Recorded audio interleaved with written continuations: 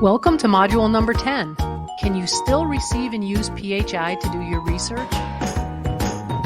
If you are having trouble accessing any of these modules, contact the Chief Privacy Officer at privacy@uvm.edu or call the Office of Compliance and Privacy Services at 802-656-3086.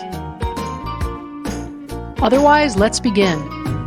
After going through the previous modules, you may be wondering whether you can still receive and use PHI for your research. Well, you'll be happy to know that the short answer is yes. The privacy rule is not intended to impede research. It just defines what is allowed and what is not. The privacy rule describes the ways in which covered entities can use or disclose PHI, including for research purposes. In general, the rule allows covered entities to use and disclose PHI for research if authorized to do so by the subject in accordance with the privacy rule. In addition, in certain circumstances, the rule permits covered entities to use and disclose PHI without authorization for certain types of research activities.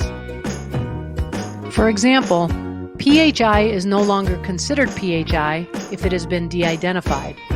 De-identified data can always be used without fear of violating HIPAA. PHI can be used or disclosed for research if a covered entity obtains documentation that an institutional review board or privacy board has waived the requirement for authorization or allowed an alteration. The rule also allows a covered entity to enter into a data use agreement for sharing a limited data set. There are also separate provisions for how PHI can be used or disclosed for activities preparatory to research, and as we learned in the last module, for research on decedents information. But what does all of this mean? In order to make this more clear, we've broken this down into the following submodules.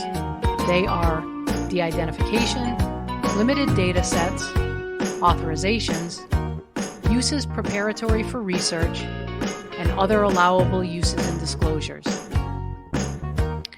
You may have to complete these submodules. If you are required to take the submodules, move on to modules 10A through 10E. Check with your manager or supervisor on whether those are required for your position. If so, go on to module 10A, de-identification. Otherwise, skip the submodules and go directly to module number 11, what is the minimum necessary standard? Regardless of whether you need to complete the submodules or not, if you are taking this training as part of a requirement, you will have to answer some questions to module 10 in order to move on.